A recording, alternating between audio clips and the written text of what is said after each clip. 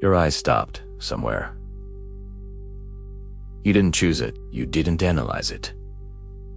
It happened before thought. That moment matters more than you think. Before logic wakes up. Before language forms, the unconscious acts.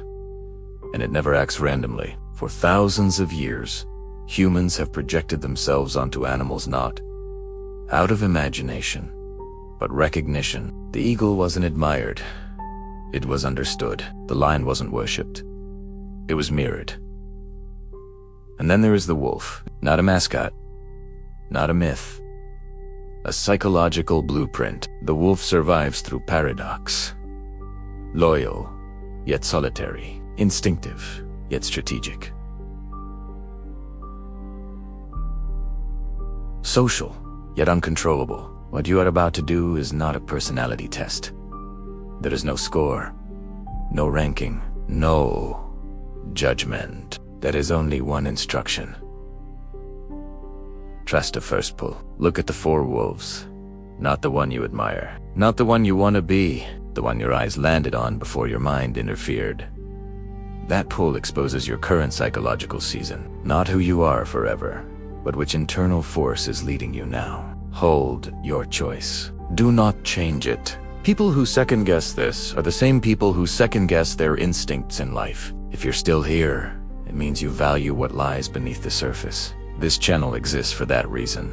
Now listen carefully. If your eyes were drawn to the wolf standing firm, unmoving, unreactive, understand this first. This is not passivity. This is not weakness. This is control. This wolf does not rush into noise. It does not compete for attention. It does not waste energy on spectacle. Its power is internalized.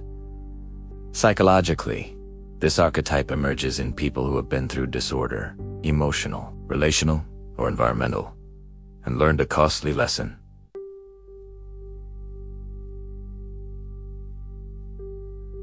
Reaction feeds chaos, so you learned to pause, to breathe, to hold. Where others explode, you absorb. Where others panic, you stabilize. Where others escalate, you lower the temperature. People often feel safe around you without understanding why. Your presence slows rooms down. Your silence interrupts volatility. But here's the truth most won't tell you. This level of regulation is earned, not natural. It was built through restraint, through swallowing words, through choosing composure when expression felt dangerous. An overtime composure became identity. Here lies the shadow. Your calm may have taught you to disappear. You learned that peace is maintained by not wanting too much, by not asking loudly, by not disturbing the surface. Your needs learned to whisper. Your anger learned to hide. Your desires learned to negotiate internally. Others may mistake your control for distance, your steadiness for indifference. They do not see the effort behind the stillness. And because you rarely demand, people rarely offer. This is the quiet tax of being the anchor. Your evolution is not about becoming reactive, not about breaking your calm. It is about allowing presence without surrendering control. Stability does not require peace does not require silence. The stabilizer's next lesson is learning that your voice can exist without creating chaos. And when it does, your calm stops being a shield and becomes leadership. If your attention moved toward the wolf standing apart, not withdrawn, not afraid, but watching, this is not loneliness. This is selective presence. This wolf does not reject the pack. It simply does not dissolve into it. Psychologically, this archetype emerges in minds that learned early that noise hides truth. You noticed patterns before people noticed outcomes. Tone before words, intent before action. So you learned to step back. While others speak to be seen, you watch to understand. Your energy replenishes in silence. Crowds drain you not because you dislike people, but because you process everything. You don't skim reality. You absorb it. This makes you perceptive, strategic, difficult to deceive, but it also makes you hard to reach. You don't trust easily, not out of fear, but because trust to you is precision. You'd rather stand alone in truth than belong to a lie. Here's the shadow most observers carry. Self-reliance slowly hardens into isolation. You learn to carry weight quietly, to solve problems internally, to retreat rather than request. Over time, silence stopped being a choice and became default. People may feel you are distant, mysterious, or emotionally unavailable. They don't see that your withdrawal is not rejection, it's preservation. But even preservation has a cost. When you never lean, your strength becomes heavy. You may crave connection, but resist exposure. You want depth, but fear dilution. Your next evolution is not becoming social. It is allowing controlled access, letting one person see behind the observation post, letting support enter without surrendering autonomy. Solitude is power, but only when it remains a place you visit, not a place you live. The observer doesn't need to abandon distance. They need to learn when to cross it. If your eyes locked onto the wolf facing forward, body tense, gaze unblinking, understand this. You are not shaped by comfort. You are shaped by resistance. This wolf does not wait for permission. It does not circle uncertainty. It moves through pressure. Psychologically, this archetype forms when retreat was never an option, when life demanded response, when weakness carried consequences. So you learn to confront. You meet friction head-on. You respect struggle. You sharpen yourself against adversity. Your growth did not come from peace. It came from collision. Comfort, when it lingers, makes you restless. Stillness feels suspicious. Ease feels like decay. You are driven by an internal engine that rarely shuts off. But here is the danger of this path. You may not know who you are without something to fight. Your nervous system learned to associate worth with overcoming. So when the battle ends, you manufacture another. Rest feels like surrender. Vulnerability feels like exposure. Softness feels unsafe. You carry your armor, even when the war is over. In relationships, you are loyal, protective, intense, but slow to open. You give strength before you give access. You defend others fiercely while quietly denying yourself relief. And because you are capable, people assume you don't need support. Over time, power becomes isolation. Your evolution is not about becoming harder. You are already forged. It is about learning when to lay the weapon down. Strength that never rests becomes brittle. Fire that never cools consumes its own structure. The Forged 1S. Next lesson is integration, allowing strength and softness to coexist without seeing one as betrayal. When that happens, your force stops being reactive and becomes deliberate. If your eyes settled on the wolf that seemed to listen more than it looked, as if tuned to something beneath the surface, this is not imagination. This is perception. This wolf does not rely on force.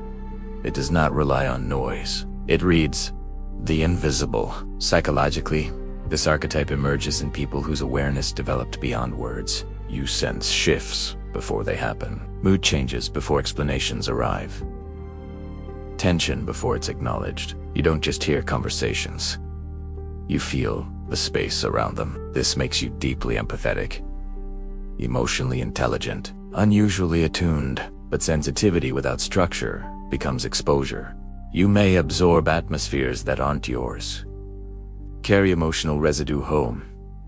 Feel drained without knowing why. Crowds overwhelm not because they are loud, but because you're receiving too much signal. You often know things you cannot logically explain. And because intuition isn't respected in rational systems, you may have learned to doubt yourself, to override your knowing, to silence perception in favor of acceptance.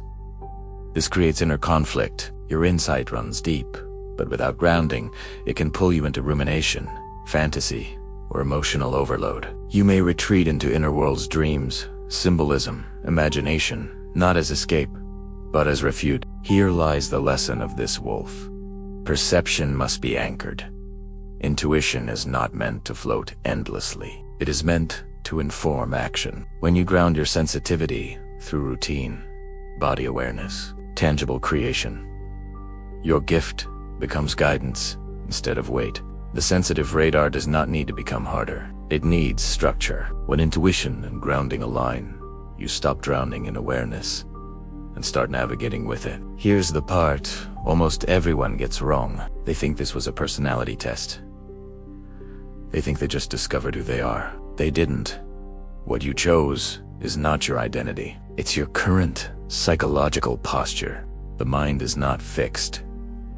It adapts to pressure. The wolf that pulled you in first is not who you are. It is the strategy your nervous system is running right now. When life becomes chaotic, you may become the guardian, stabilizing everything. When trust fractures, you retreat into the solitary, conserving energy. When you're pushed or challenged, the challenger is sharpening itself through friction. When uncertainty dominates, the intuitive comes forward, scanning for unseen signals. Most people miss this because they want labels. Labels feel safe. They end thinking. But growth begins where labels collapse. You are not one wolf. You are the entire ecosystem. And here's the uncomfortable truth. Suffering often comes not from lacking strength, but from overusing the wrong one. Come in a moment that requires confrontation becomes suppression. Solitude in a season that demands connection becomes isolation. Fire in a time that calls for patience becomes self-sabotage. Intuition without grounding becomes anxiety. The unconscious doesn't ask, "Who am I?" It asks, "What is required now?" Your first choice revealed what you were relying on, not what you're missing. The real work begins with a harder question. Is this the right wolf for this season of your life? Because mastery is not becoming stronger, it's becoming adaptive. The most dangerous person in the room is not the strongest, but the one who can switch. If this landed uncomfortably close, good. That means it bypassed your defenses. Most people will treat this like entertainment. A few will treat it like information, and a very small number will treat it like a mirror. If you're in that last group, subscribe. Not for motivation, for precision. And if you comment your wolf, don't do it to label yourself. Do it to acknowledge what's currently leading you. Awareness doesn't change you instantly, but it does remove the excuse of blindness. Most will scroll. Some will watch. A few will see. Choose carefully.